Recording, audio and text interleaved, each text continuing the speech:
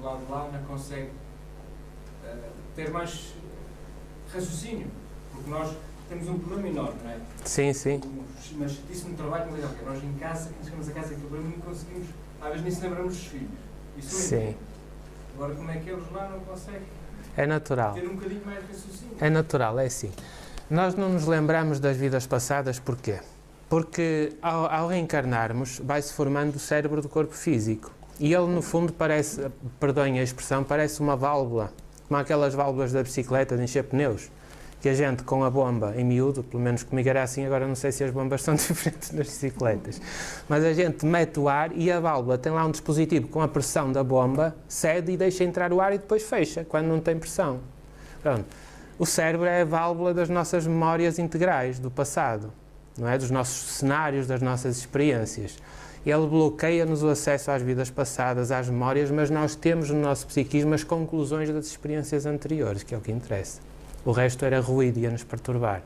Então, como temos essa dificuldade em lembrar-nos das vidas passadas e dos espaços que tivemos no plano espiritual, onde também aprendemos e interagimos, nós daqui fazemos as projeções com estas informações que a mediunidade nos proporciona, fazemos as projeções do que será a vida espiritual, certo? Mas é algo que nos é familiar, de que nós não nos lembramos. Isto começa, os dados de onde é que vêm? Vêm da experiência. E nós fazemos a experiência, por exemplo, num grupo de trabalho, noutra cidade ou noutro país, outro grupo, pessoas diferentes fazem a mesma experiência e há um padrão igual. Portanto, as experiências não são diferentes propriamente de grupo para grupo. O contexto, os cenários, as circunstâncias são. Mas a dinâmica do padrão é a mesma, é exatamente um fenómeno bem caracterizado. E como estas reuniões são especializadas em ajudar quem os amigos espirituais acharem que é necessário vir ou que tem condições de vir e ser ajudado da melhor maneira, vem e nós observamos nas diferentes reações e nas diferentes tipologias esse padrão. Muitos deles, eu faço registro no dia seguinte, numa tabela, se eles acreditavam, as entidades ajudadas, que tipo de problema padrão traziam, principal, se era homem, se era mulher, se acreditava em Deus ou não, se acreditava que a vida continuava após a morte ou não, registro isso tudo caso a caso. A maior parte dos casos, dos que atendemos, não quer dizer que isso coincida com a maioria dos dados de quem desencarna, mas do universo pequenino do nosso trabalho.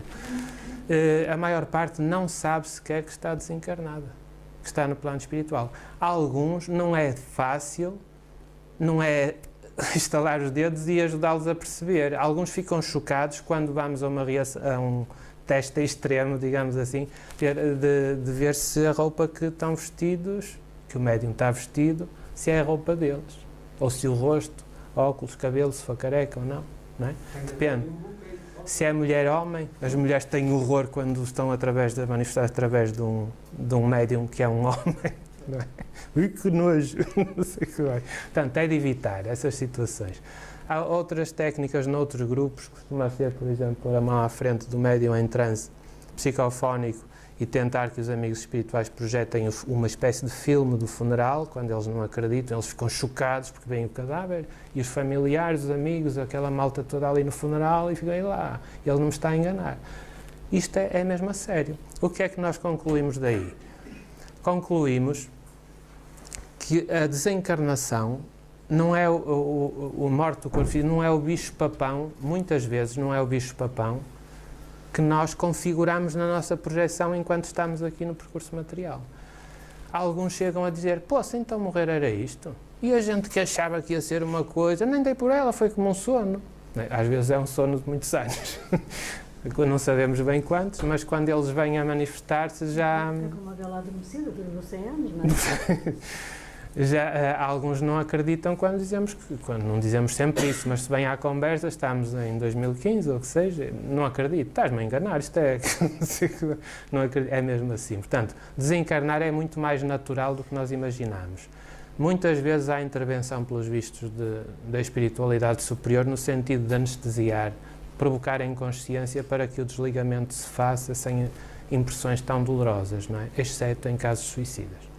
No caso dos suicidas, nota-se que eles são os casos mais graves.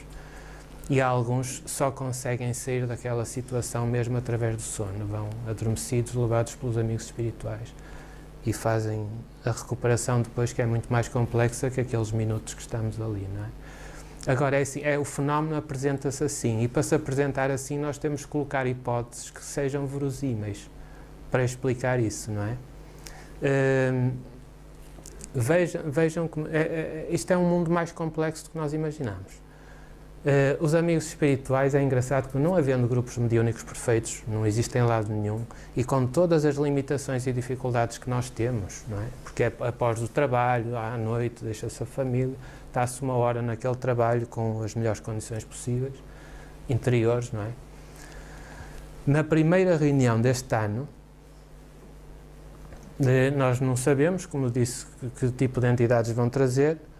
Eles trazem-nos nessa noite, ao contrário dos anos anteriores, nunca tinha acontecido, trazem-nos casos de espíritos que já estão a ser tratados no plano espiritual e que não sabem que estão desencarnados, estão a fazer terapias, estão a participar de reuniões, estão a ser acompanhados. E no primeiro caso, eu sabia que me ia acontecer mais ano menos ano. Era uma questão de tempo. Entra em transe o médium e era um homem mudo. Como é que a gente faz que ser mudo? Não diz qual é o problema, a gente só percebe que ele não fala. Mas não fala porquê? Porque não quer? Fala porque não pode? Eu percebi que não podia, eu não conseguia dizer nada, não conseguia produzir sons praticamente. Então eu percebi logo de início isso e perguntei-lhe: não consegues falar? Se for assim, abana com a cabeça. E ele, através do médium, fez que sim. Então a gente começa a trazê-los a bons sentimentos, e eu imagino, depois da conversa, agora já sei qual era o caso, que ele deve ter ficado um bocado frustrado porque ele deve ter pensado que eu julgava que ele não sabia que estava desencarnado, como acontece, por exemplo, com invisuais, às vezes. E então, mas eu não fui muito por aí, fui mais para o tirar dos sentimentos, trazê-lo a bons sentimentos, não é? Falar. Todos caminhamos há tanto tempo numa estrada chamada amor, já viste? A gente nasce aqui na Terra, tem uma mãe, tem um pai, vê quanto amor nos cerca aos passos, com uma empatia, sentir-se mesmo, muito afeto, muita afetividade. E espiritualmente essas energias envolvem-no e magnetizam-no também e ajudam-no a sair, tal e vai daí. E então eu disse, passados uns 3, 4 minutos, não adianta falar muito, é o que se sente que muda. Não adianta muitas palavras. Eu disse, olha, eu tenho a certeza que tu, às tantas daqui a nada, estás a falar melhor do que eu. Mais ou menos isto. E então disse-lhe com muito afeto, com ritmo, e era quase uma indução hipnótica, digamos assim, ou sugestiva, de sugestão. Então, olha, vais conseguir dizer, muito devagar, louvado seja Deus, mas com muita alegria interior e tal. E disse, ele tentava, mas não conseguia sair nada. Louvado seja Deus. A gente existe sem estar perturbado, num estado de consciência diferente, que não é meu, também ajudado pelos amigos espirituais. E então, a dada altura, passado talvez uns 7 minutos, eu posso ver isso depois do tempo na gravação, ele lá consegue, muito manco na voz, estás a ver, estás a falar quase também como eu, e vai daí, passado um minuto já falava normalmente, quase normalmente, foi melhorando progressivamente, no final já falava normalmente, no final dizia ele, ei pá, eu já não me ouvia falar há tanto tempo, eu sei que estou a falar através do médium, explicou-me que estava desencarnado, que estava a fazer terapia no plano espiritual, explicou que se sentia amarrado por dentro, não conseguia falar de maneira nenhuma. Havia 3 amigos espirituais que o tinham trazido e lhe tinham dito, e contou-me ele isto tudo depois, quando falou, tu vais lá, vais ficar fino, vais sair de lá a falar. Ele não acreditava, estava em terapia e tal. Então, foi qualquer coisa, disse ele, tipo um AVC ou coisa do género, que teve muitos anos ainda quando estava na vida material, paralisou-lhe parte do corpo e emudeceu. A partir daí nunca mais falou, nem no plano espiritual em tratamento. Já viram que coisa? A seguir, já não fui eu que atendi esse caso, era um colega dele, este chamava-se Augusto, o outro que também estava em terapia com ele tinha outro problema diferente. Já em tratamento no plano espiritual, consciente da sua situação, não conseguia andar sozinho, caía. tinha que ser amparado para não cair para o lado, tipo tonturas e coisas assim. Saiu também bem.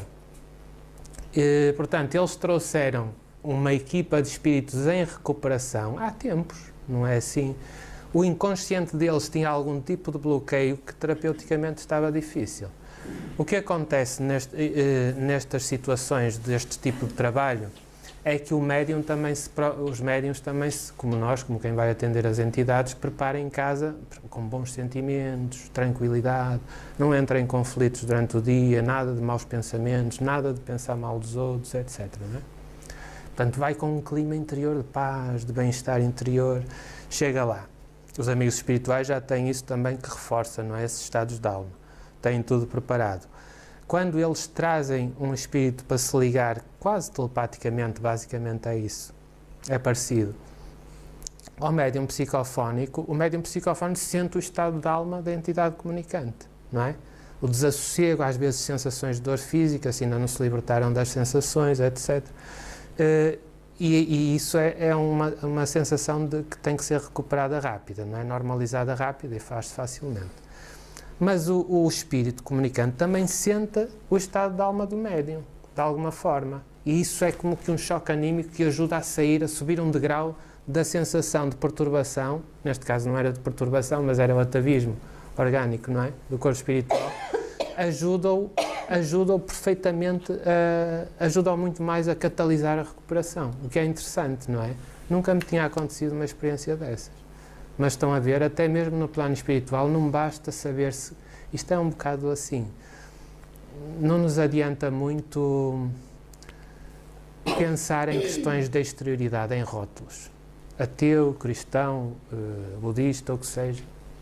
O que conta é o que temos cá dentro, o resto são etiquetas. Não serve nada. O que conta é a forma como nos damos aos outros, ou como respeitamos os outros, ou como ajudamos os outros no nosso padrão de cotidiano, não é? Isso é que nos enriquece interiormente. Digo. Na frase que foi mencionada aí, como frase brilhante, só levamos o que damos? Sim. Sem o recíbio. Sim. Associado. Estamos a falar da caridade. É a caridade, sim. É a caridade. É para chamar a atenção a isso. Sim, tem razão. Pois, sim, tem razão. Sim. E a caridade dentro do sentido mais lato que o Espiritismo lhe dá. Estamos a falar da caridade sem recibo, sem... Exato. Estamos a falar dessa... É o amor em movimento.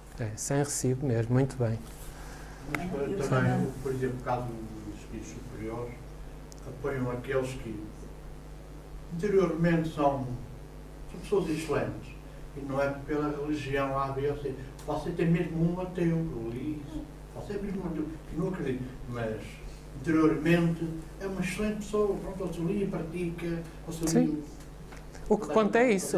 É só isso que conta. O resto é cenário. Cristão, católico, ou Jeová, não tem interesse, não é por aí. Por aí é verdade.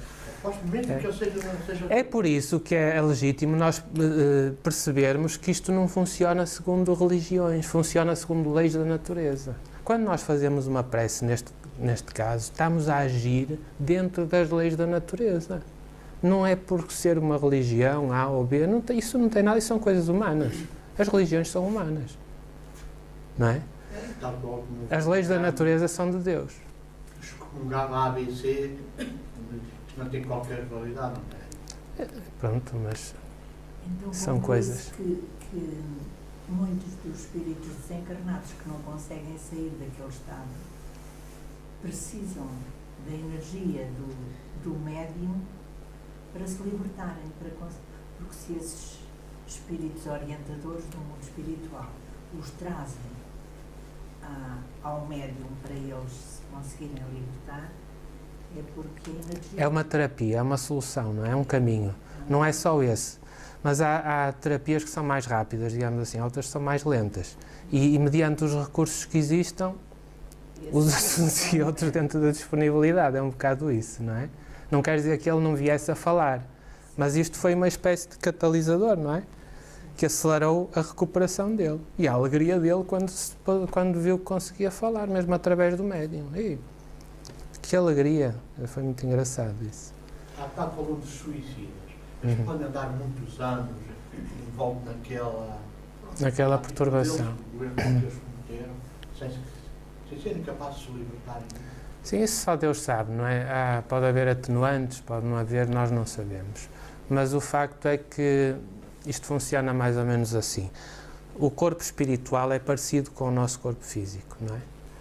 E quando nós, pela desencarnação, o corpo morre, ele é expulso. Se nós somos nós a provocar a morte do corpo físico, as ligações que temos ao corpo espiritual são mais difíceis de se desligar, não é? E o que é que acontece? Quando eu toco aqui na mesa, o meu sistema nervoso, dendritos, isso, não é? Vem por aqui fora, transmite impulso nervoso, ele chega ao cérebro. Para os materialistas é aí que se dá a sensação de tato na mesa.